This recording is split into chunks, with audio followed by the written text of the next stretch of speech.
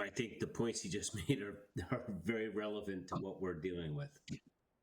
Oh, Sorry about that. That's all right. I have 3 youngsters in the house here, and it was getting a little loud. Oh.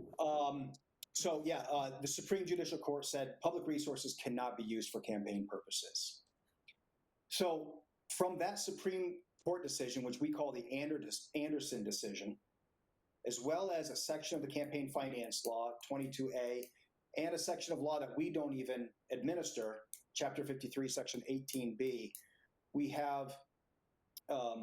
we've created rules and regulations for the use of public resources from these 3 decisions. And we'll get into more detail as we move along. So for the most part, when OCPF, when our agency, when our legal team has to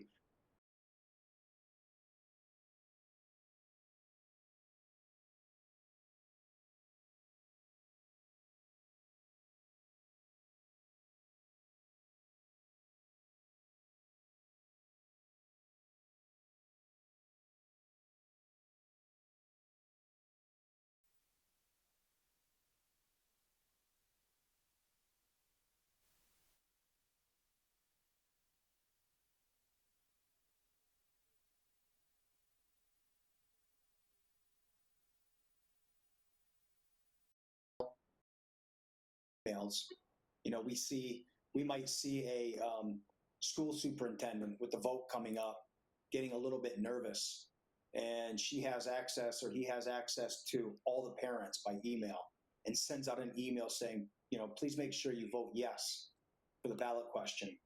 It's for the future of our school system. That would be the prohibited use of a governmental resource for a political purpose. So Jason, can I pause you right there? Yes. Oh, yeah. Catherine's got the same question. I'm going to speak for her. You go first, yeah. Yeah. So I think one of the things that we're struggling with, or not struggling with, but we want to make clear is that we can put out information that's factual, right? But we can't solicit votes. By put out unsolicited, that no, you cannot do so. We'll get into the details here in a few more slides that I think will help explain that. But my question had to do with, so again, I'm going to get a clarification. Obviously, we can't use our school committee email to say vote yes, right? Could someone use their personal email and send it out to friends? Right. Yeah. So is that a yes? That's right. Fire up that Gmail and send as many as you want. And say, please vote yes on my personal. And could some of the school committee members on a personal Facebook page, for example, say, please vote yes, representing myself, not my school committee page? That's right. That's not a public resource. That's correct. All right. Just wanted to... Oh, sorry. I have a question as well. Can I ask it now or should I hold back? I just want to add to that last answer real quick. Elected officials have a lot more leeway. When I say municipal officials, I'm mostly talking about appointed and compensated individuals like superintendents, town managers, the budget director for the town. Elected officials, they have very few restrictions. They can't use public resources, but there's nothing really restricting them from just full out campaigning. They can spend their own campaign funds, from their committee accounts, all of that. So there's a lot more leeway for elected officials. And yes, there was another question. Hi, this is Mimi BHSl. Well, you're kind of touching on the question / concern that I had in my mind. After our town's last select board meeting, a few people reached out to me asking if I thought the statements made by select board members pose statements in support of the school building, the new school, were a conflict of interest given their elected positions. But it would, based on what you just said, there would not be a conflict of interest, that they are on record in their role as select board members, talking about what can we do to get the town to come out and vote in favor of this. Is that correct? Elected officials are free to speak out. If you recall last year for the state election, there were some major ballot questions, stuff about MCAS exams, Yep. Opening up the books of the legislature. There were other questions as well. Elected officials were all over those things. They were making comments in the press. They were making comments from the floor, having press conferences. Yeah, you're open. Elected officials can just talk, and have opinions all over the place concerning ballot questions. It's the same standard as a municipal ballot question. That's what I thought, but it's great that you're addressing this so that we can have an agreement about how to respond when such, conflict of interest questions are raised. Thank you. You're welcome. So we'll just take this time out real quick. So I just hit you with a bunch of rules that public resources cannot be used for political campaign purposes. However, the campaign finance law does not restrict the use of public resources for town meeting outreach. However, you need to be careful. In other words, if the town does send out an email to voters concerning town meeting, which I believe is going to happen in September, you want to be careful that the election itself is not mentioned, and it's an informational mailing or email about the town meeting issue itself. I know it has to do with an eventual election ballot. So our office likes to offer communities that if they're going to be sending out, if they're going to distribute information unsolicited to the public about a town meeting issue, that you can run the script past our legal department. We get these types of requests quite frequently, and our legal department's pretty quick at doing a turnover and getting you an answer, yes, no, or maybe edit it a bit. But when it comes to town meeting, the campaign finance law is generally not triggered. So remember that you can reach out to our legal department if you want to send something to the public unsolicited about town meeting. Yeah, that's good to know, Jason. That's really good to know. Yes. So some common applications when it comes to the use of public resources for an election purpose: mass mailings. We don't really see a lot of these anymore because of electronic mail, but just a town using their postage machine and blasting out postcards to the public, we would say that's a violation of the campaign finance law. We've seen this from time to time. Maybe a principal's getting nervous because I don't know if it's going to pass or not. Types up a flyer and has the school secretary, copy off 1,000 copies or more, and then they hand those to the teachers, and the teachers put them in the student backpacks to take home to the parents, so the parents look at it and it says "vote yes" on the new school. That would be prohibited. Using email, we've covered that. School newsletter, our legal department has determined that that's a public resource being distributed to the public and shouldn't be used for providing information to the public about a ballot question issue. There are some exceptions. In one of our documents, one of our interpretive bulletins, we've said newsletters cannot be used to push out information. And there's a reason for that. I'll get to it in a bit. Cannot be used to push out information, but you can have a link there in the newsletter that says, for information about the building project, click here, and then it can take the reader to the website for the school building project. And I'll tell you why that's important here in a moment.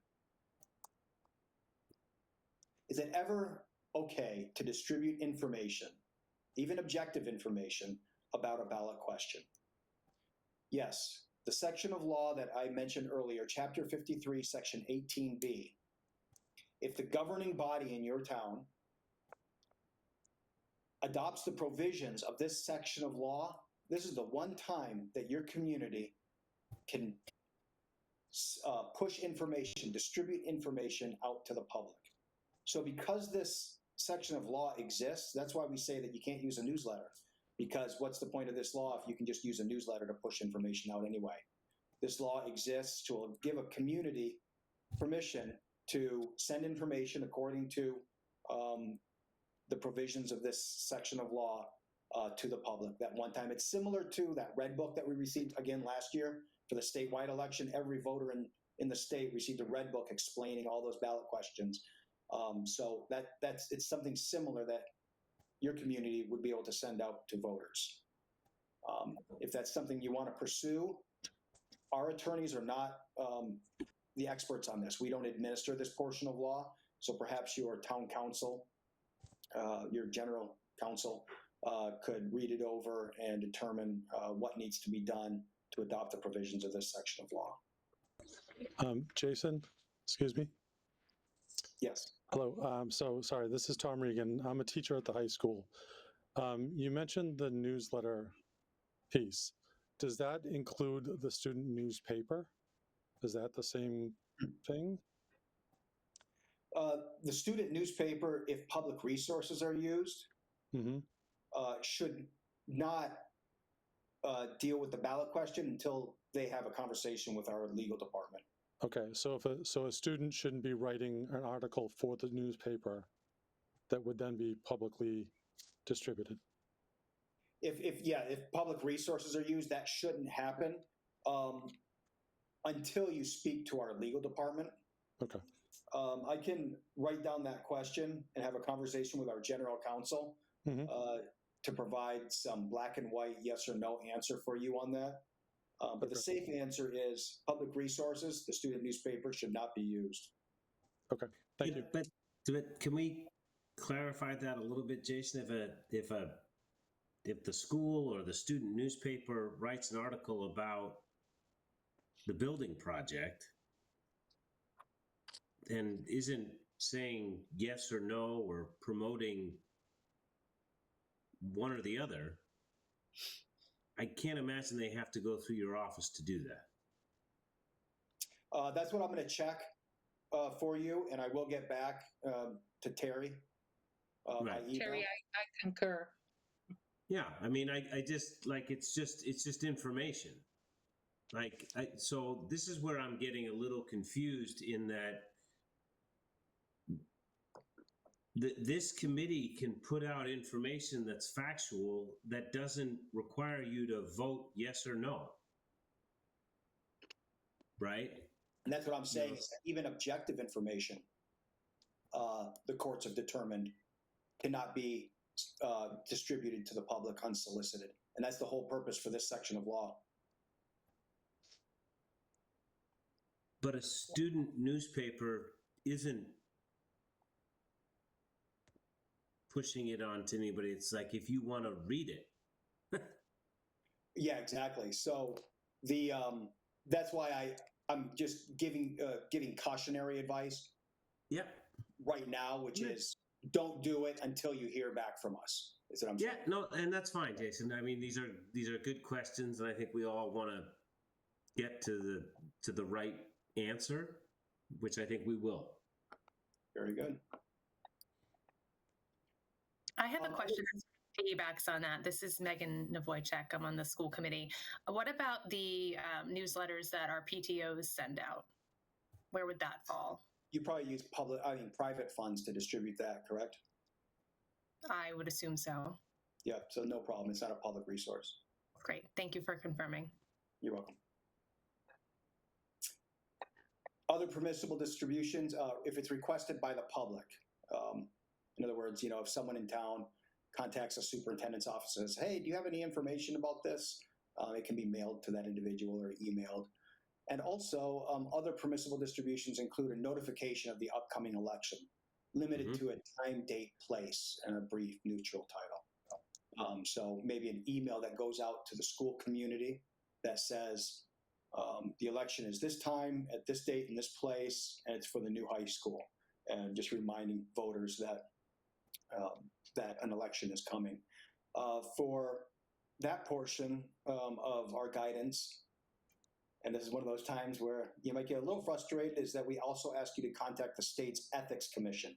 That's a different agency from OCPF, but they do have opinions on notifications, time, date, and place notifications of an election. We would ask that before you send something like that you do contact ethics. Okay. All right. So Can I jump appointed in real quick? officials. Sorry, I had put my hand up, but I'm not sure they're checking. I can't see any of that. All I can That's see is my okay. slideshow. I don't see Okay. anybody. I was transitioning from my phone to the computer when Megan asked about the PTOs. But as separate 501c3 charities, they're allowed to do what they want, correct? Yes. Okay. Some disclosure would be required, but yes, they can do what they want. Yeah. So appointed officials, we're talking about, superintendents, town managers, budget directors, principals. They can take a position on a question. So someone, the school superintendent could be on a local radio show, and the DJ's like, so what do you think? The superintendent can say, hey, we need a new high school. The pipes are leaking. Please vote yes on this. I think that everyone should pass it. Those sorts of conversations are not subject to the restrictions of the campaign finance law. Prepare materials in the course of duties. This has to be done to do your due diligence. You have to find out how much taxes are going up, where the school is going to be built, what the traffic's going to be like. I mean, money and public resources can be spent to prepare materials.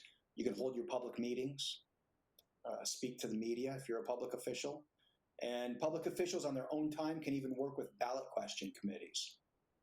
These are the political committees that are formed to support or oppose ballot questions. So when information goes out to the public, the way the system is designed is that that kind of information should be paid for using private funds through ballot question committees. While we're on the topic of appointed officials, I assume you primarily, when you talk about appointed officials, you're mentioning employees of the town, employees of the schools, right? Is that correct? Yes. At the beginning, it's listed as appointed and compensated. What about school building committee members like myself, or a town resident who has been appointed to this committee, but I am not compensated?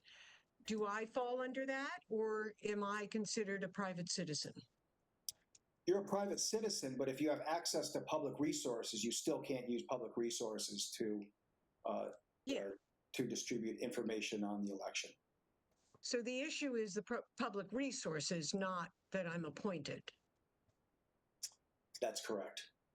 Okay. But appointed and compensated public officials have a lot of access to public resources. So can I ask a slightly different question, Jason? So Eric Conti, or Lisa Chen, who are the superintendent and assistant superintendent, they basically can say whatever they want. They're elected, they're appointed officials of the town, and they can say, yeah, we're in favor of going forward with the high school. That's correct. What about all the building committee members that They can aren't? as well. They can as well. Yes. That's what we like to hear. So, it's coming to mind now. I've been at OCPF since 2008. I'd say maybe 8 years ago, this case came up where a town did send out a mailing. And after we did our little investigation, we determined that it wasn't really the town that did it, but the school building committee had access to some public funds that they could use for different reasons. They decided to use some of those funds to send out that postcard. And we found that was prohibited by the campaign finance law. And to resolve it, I don't know if this is, it's not really, I don't know if it's really fair or not, but every member of the building committee chipped in $100 to pay back the town for that mailing. That's the kind of thing that we're looking at when we're looking at the use of public resources for a campaign purpose. So at public hello? Go ahead, Terry. Someone was asking something. At public meetings, speech is unrestricted and materials can be distributed to discuss a ballot question. So if you do have a public meeting in person where you're just going to go through a slideshow explaining everything that has to do with the school building project, You can bring handouts. You can hand them out to people who were there. Distribute those to the people who are in the seats. When a superintendent or some other official or school principal is up on stage, they can speak freely. If someone asks them a question, like, "Do you really think we should build this?" The principal can say, "Yes, I do, because of these reasons." That's not prohibited by law. Can I jump in here? Yes. Yes. So what I'm hearing is appointed and compensated folks may not in any shape or form use school materials to message about the project. However, their speech is free. So irrespective of where they show up, they can speak their opinion about this. Is that correct? Yes. I mean, it shouldn't be a campaign. In other words, we wouldn't want to see the school principal in front of the school, like campaigning and going Absolutely. parent to parent saying, vote yes, vote yes. We don't want to see that. If they're on a radio show, or if they're if they're called to the school committee because a school committee wants an update, things like that can't appear to be campaigning. So if that's true, I'm having a hard time understanding how students doing journalistic reporting on an issue would be in violation of this law, because they would not be weighing in. It wouldn't be an opinion piece. It would be a journalistic piece saying these are the different options, or this is what is coming before the town. It's informative. How is that violating the spirit of this law, which is not to use public resources in a biased way? I'm not saying it is violating. I'm saying that the use of a student newspaper, which I haven't heard that question in a long time. I'm glad that you guys do have a student newspaper.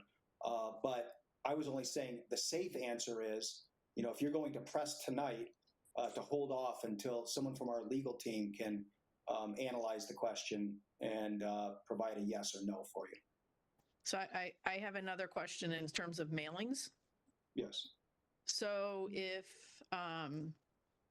let's say Dorn Whittier puts together a pamphlet, a trifold pamphlet for us to mail to all voters to make them aware of the high school project prior to the debt exclusion vote, not favoring yes or no, just information, are we allowed to use the funding provided to us?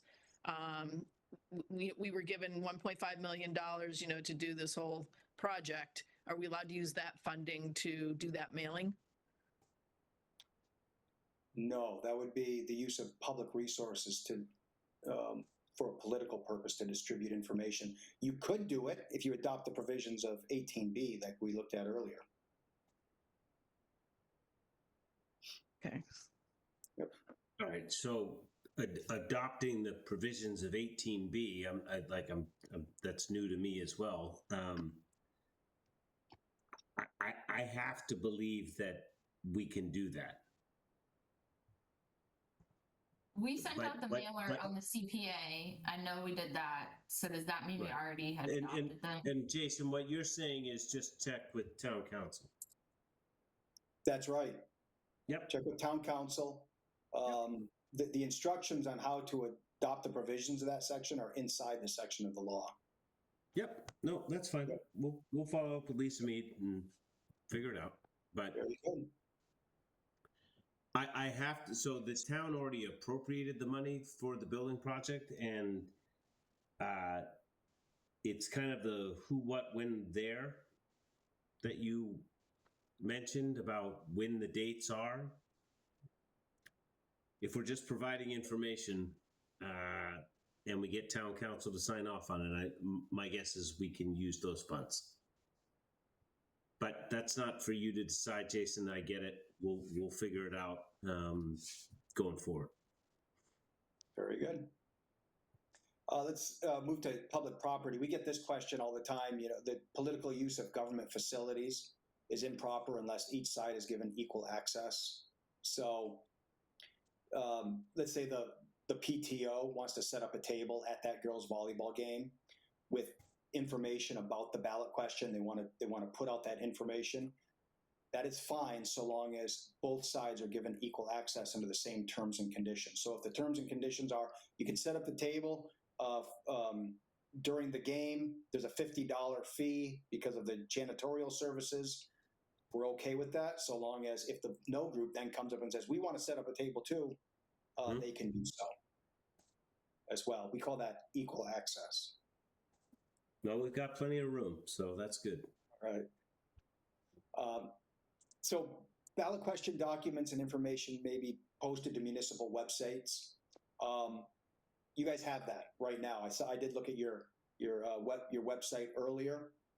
So when 1978 came around and the Supreme Judicial Court decided on this issue, they didn't have websites back then. Then websites started coming on, and our legal department started getting questions. We've got this internet. We can put information on the internet. Is that legal?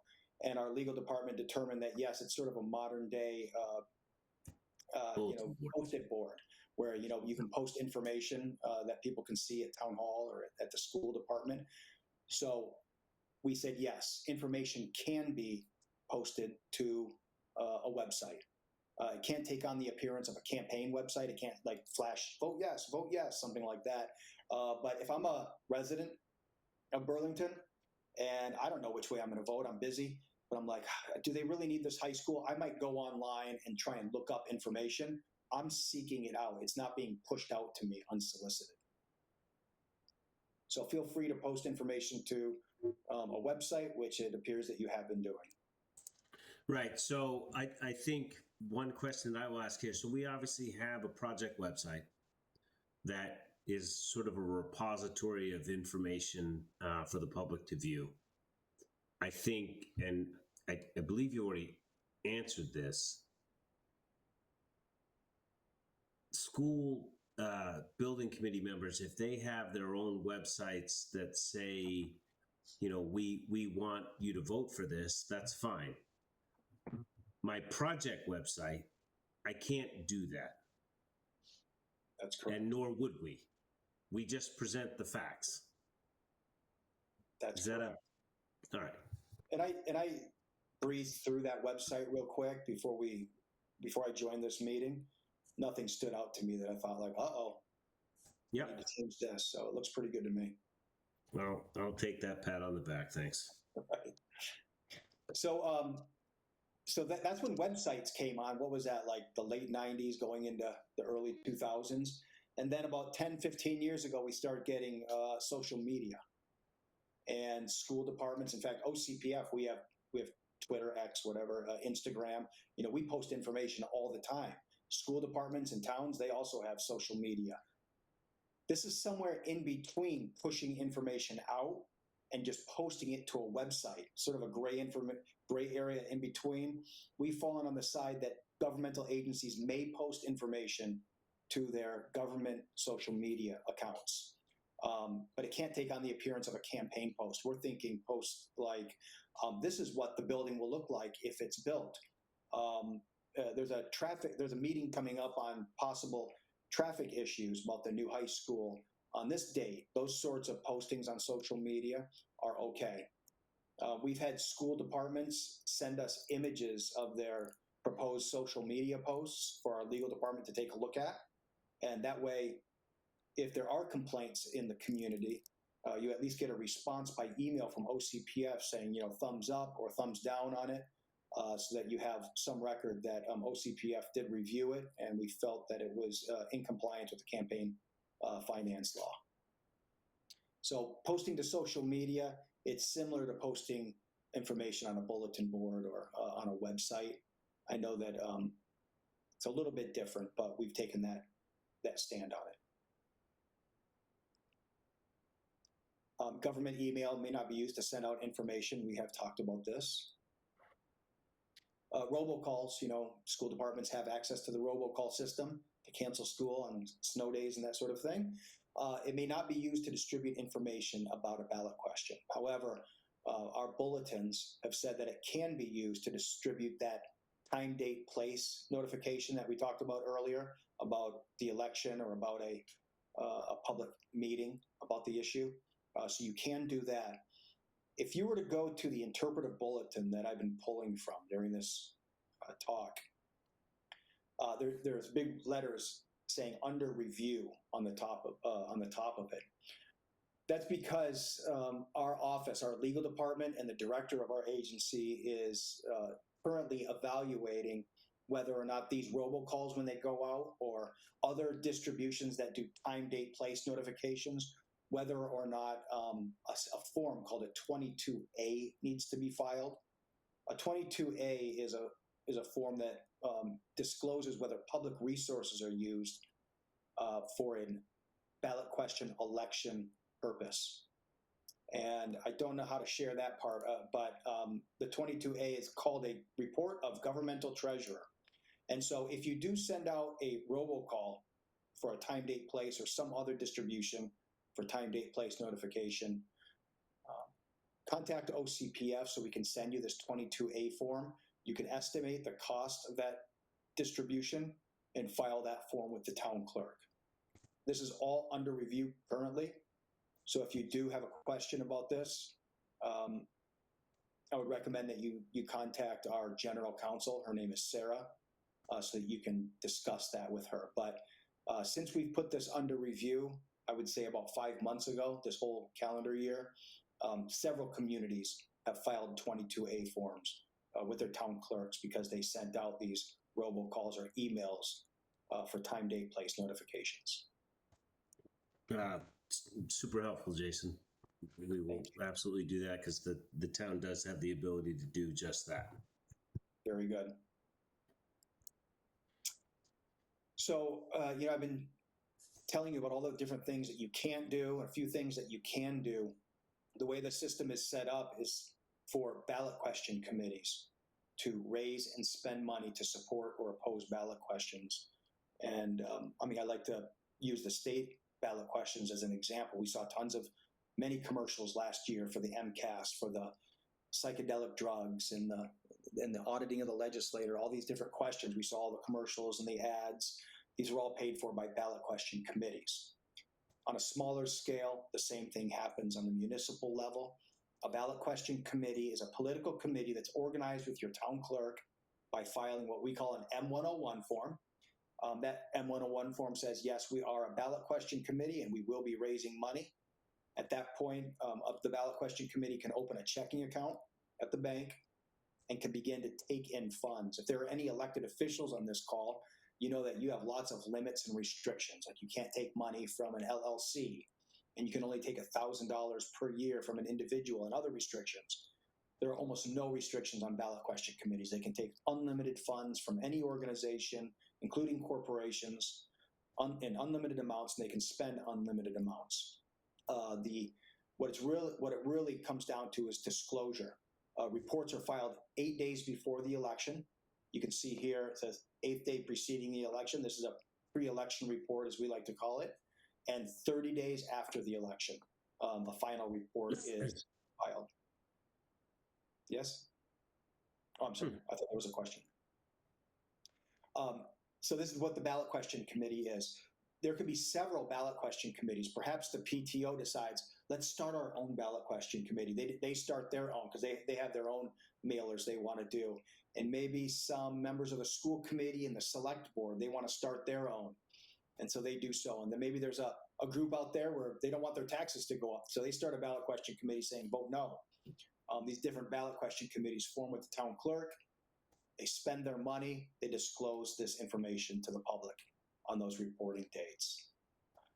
And that's generally how the information gets out, rather than using public resources for pushing information out to the public. So that is the, I'm going to stop sharing here. That is a lot. That's a lot. Thank you. I will share just real quick, I'll share the interpretive bulletin with Terry, as well as the 22A form. Yep. And I think there was one other thing I promised, but I'll remember to share that as well. I'll get you an answer on the newspaper. And feel free to contact us if you have any questions. Looks like a few people had their hands up. Yeah, thank you. So Melissa, I saw your hand go up first, and I'll go to you, Martha. Thank you. My question is, I think Dorn Whittier sent us this, but are elected officials allowed to interact with these campaigns, the committees? Yes. Can they join them? Yes. Sometimes elected officials form them. They become the chair and the treasurer. Okay. Martha? So yeah, I have a couple of follow-up questions. You talked about the electeds officials are allowed to speak. So if elected officials are speaking on their own personal Facebook page or on their own personal email, are they also allowed to raise money, say for the PAC? They could raise money for the ballot question committee. They could get on the phone and they could look at every one of their donors that are listed on their campaign finance reports and call them all and say, "Thanks for giving to me. Can you throw $100 to the Vote Yes ballot question committee?" Yes, Okay, you can do that. I'm trying to get to what people are allowed to do. So elected officials and even appointed people are allowed on their own time, if they're not using any governmental resources, to speak in favor and to solicit funds outside of school or governmental properties or time. Is that accurate? Not solicit funds for appointed and compensated public employees. Okay, so employees can't, but elected officials can. That's right. Okay, and you just said that really is a big shift, important for us, that elected officials are allowed to work with the campaign committees.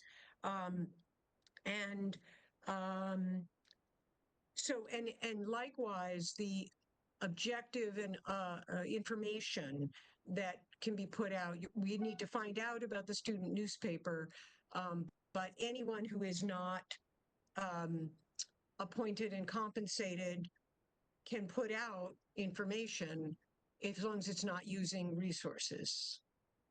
Is that correct? Someone who's appointed and compensated? No. Yes, on their own time, they can get political. Yep.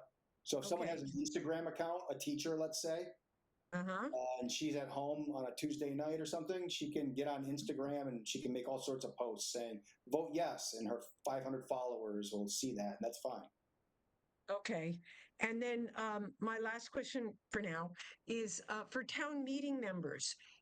If town meeting members request a full set of information, say before town meeting in September when they have to vote, that's not unsolicited. So is the school department and the superintendent and the school building committee allowed to prepare and send out information about the project and its costs and all that informational stuff?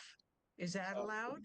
For town meeting purposes, yes, information can be provided to town meeting members concerning the town meeting warrant article. Okay, and so that doesn't require anything additional. Does it need to be solicited? Like, I'm putting out notice as a town meeting member right now that I would like that information before town meeting. Does that count? And now the school building committee and people can send that out to us? I wouldn't say that counts right there, but they can send that to town meeting members.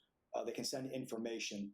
Like I said earlier, if you are going to distribute information regarding town meeting, it would be wise to ask OCPF to review it first to determine whether or not it complies with the law. Can they do that whether or not it's solicited? Yes. Information can be distributed using public resources for town meeting purposes. Okay. It just can't have language in there that has to do with the ballot question. But we recommend that you ask OCPF's legal department to review that information first, just to be safe.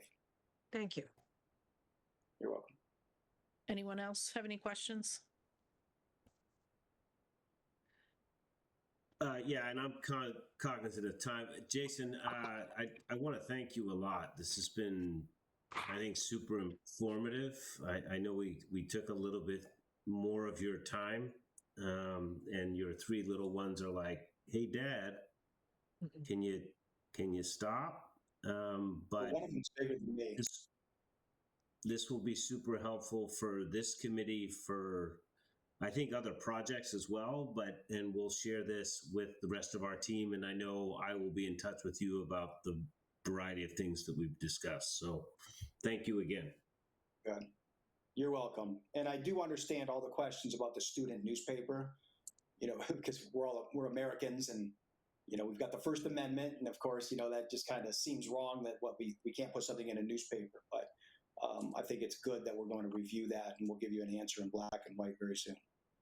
Thank Sounds you. good. All right. All right. Hey, Jeff, can you make me a presenter again so that I can share my screen? Yep, Thank you. there you are. Terry.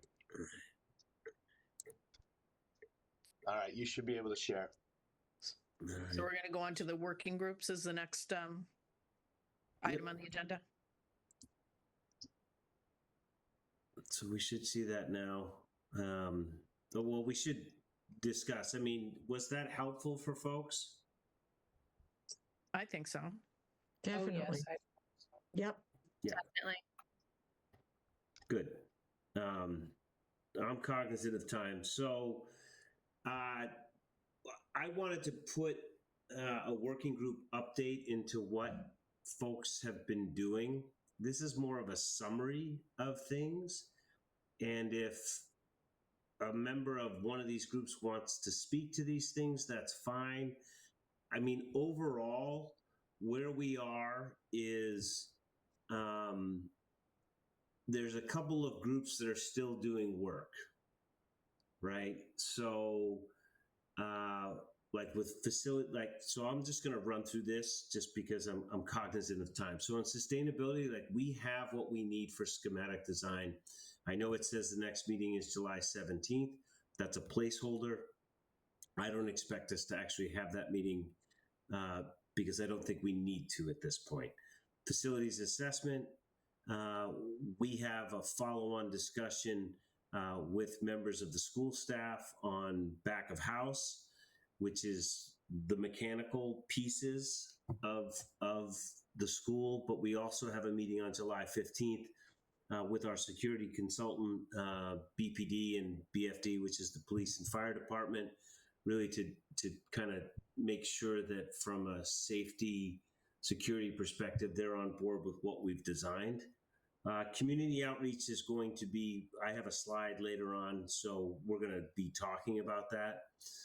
Site logistics, I think we're largely done for schematic design. With design, we have a couple different meetings on interior finishes and exterior finishes. When it comes to those things, these are strategies. So this is, how much glass do we want inside the building? Are we going to paint? But we're not picking colors, we're not picking glass, but what we need as a team is to say, yep, that sounds like the right strategy. And then we price that strategy. And that's what goes into schematic design. So that's where we are on that. With food services, I think there's some still back and forth with the consultant, but we're largely there, which is great. So programming and learning technology, we had a meeting with Mark Sullivan, the principal, this past Tuesday, went through the entire space and just confirmed that we have every program and every amount of square footage needed to meet the educational program. So I think we're good on that front. And with financial, we had a discussion actually yesterday. Well, I think it was yesterday. Really just about confirming with the select board that the timing of what I went through before of the 15th of August, town meeting on the 29th of September, and a debt exclusion vote on the 15th of November is the correct kind of schedule. I sent a note to John Denisio and Patrick Lawler. I copied Doug Davison, this morning. I believe they're on board with that. We're waiting for confirmation from the select board. So I'll pause there and see if folks have any questions. I'll try and scroll through and see if any hands go up too. All right, I don't see any hands up. All right, so let's go ahead and move on to TAPE's schematic design update. Sure. So basically, a lot of the stuff that has gone on in the past 2 weeks is going on in the background. We've been holding meetings with all of our consultants, structural, MEP, FP, landscape, civil, geotech, security, technology, just to get them up to speed with everything needed for the schematic design pricing set. And I think in the next few weeks, I know you've seen these renderings before and the one on the next slide as well, but these are in our model already changing, not the form of the building, but just how the exterior looks. So I think the main update is that we're just kind of trekking along towards the schematic pricing set, which is scheduled for July 21st. And we continue to have ongoing meetings with our consultants to kind of get everything moving towards a good price for that we can present to you in August, I guess, is when that would happen.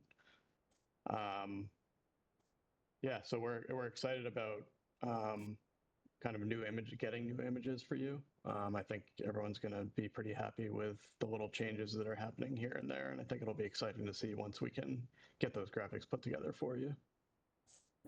Okay, thank you. Yep. Any questions or comments? Okay, so we'll go on to the CM at risk update. Yeah, so that's me. I mean, we're in an active solicitation. Proposals are due tomorrow. We have 6 firms that I expect to submit.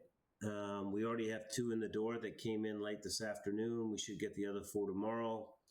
We have a subcommittee that's prepared to evaluate them over the course of the next 10 days. We have interviews lined up with each of those firms on the 8th and the 9th of July at the school. And we will be making a recommendation to this committee on the 10th to pick one of these firms. I will say that there's been a tremendous amount of interest, which is what I've communicated before.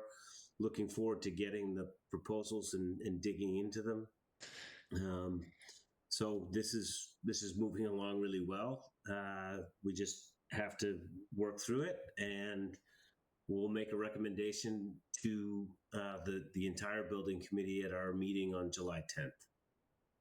Thank you. All right. Next up is community outreach update. Right. So we have a community outreach working group meeting on Monday. So members of those we're going to dig into some meaty subjects. I don't want to do that tonight, but we do have we submitted a PTO handout that was given to all of you to be able to share with folks. It's on our website. That's what's on the right-hand side there. We have community meetings scheduled for July 17th and August 21st.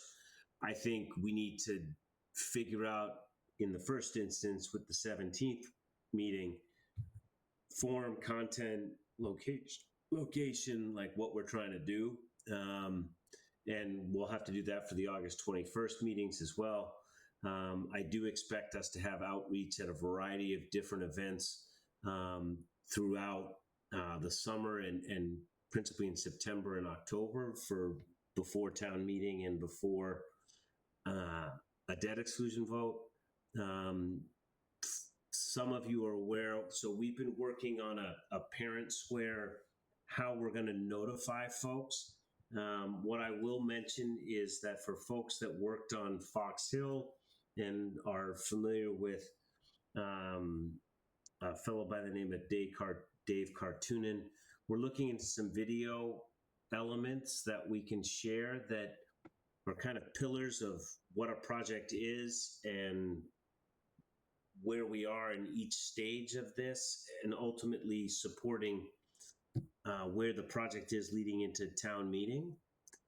And, I know Dr. Conti is a huge fan of this information. The school is utilizing some of these videos.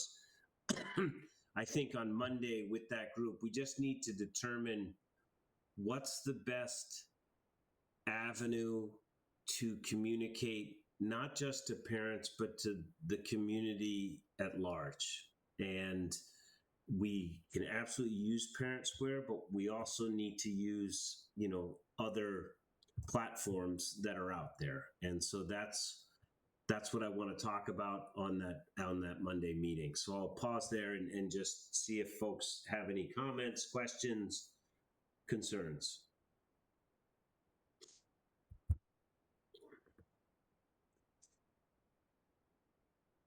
I'm going to say hearing none. I'll ask one. Just the Parent Square, in light of Jason's presentation, how will you use that? So what? And I'm going to confirm this with him, but there is no. We are absolutely allowed to provide information. We're not allowed to advocate for a yes or no vote. Yep, that's so. That, I think. But the newspaper section. Well, and I think he's gonna. I don't think he had heard that question for a bit, Mimi. Mm-hmm. But I think you either said it to me or, I think you said it during the meeting. Like, a kid wants to write an article about the school building project and provides factual information. There's no reason why he can't do that. Just like with, say, looking at this page, this 4-page double-sided piece, we absolutely can send that through Parent Square. There's nothing that says vote yes, vote no. It's factual information. It's a kind of, were you aware, and here's all the steps. Right. Yeah, I would agree with you. That's how I think about it. But based on that presentation, it sounded like it's not as clear cut. But just well, and I think Jason mentioned that at the beginning, is that when it comes to this, different from a political campaign, there's a lot of gray. Yep. And what I did appreciate is that I can just ask him. I can send information to him and say, we intend to send this out. Can you have your legal team look at it? And that's what they do. That's what they're there for. It's the right price because we don't pay for it. And, so I'm going to take him for everything he offered and utilize him so that we're completely satisfied that we're not stepping in it. You know what I mean? Yep. Sounds good to me. Okay. Anyone else have a question or comment? All right. Any other topics that we didn't reasonably anticipate in the last 48 hours anyone wants to discuss? All right. So next meetings. So the next meeting, the July 10th meeting, that will be, hybrid as well. But obviously that's our standard monthly meeting that will be in person in the school committee room. We will require a quorum of some sort because we will be making a recommendation to bring on a construction manager at risk. So that is an important meeting in my own mind, but obviously for all of us. So we'll get those materials out in advance, but and then you can see the other dates moving forward. But the focus right now is on our July 10th meeting. So we've got a fair bit going on with that subcommittee to select the CM. We're going to work through that. We'll have all those proposals by end of day tomorrow and have shared those.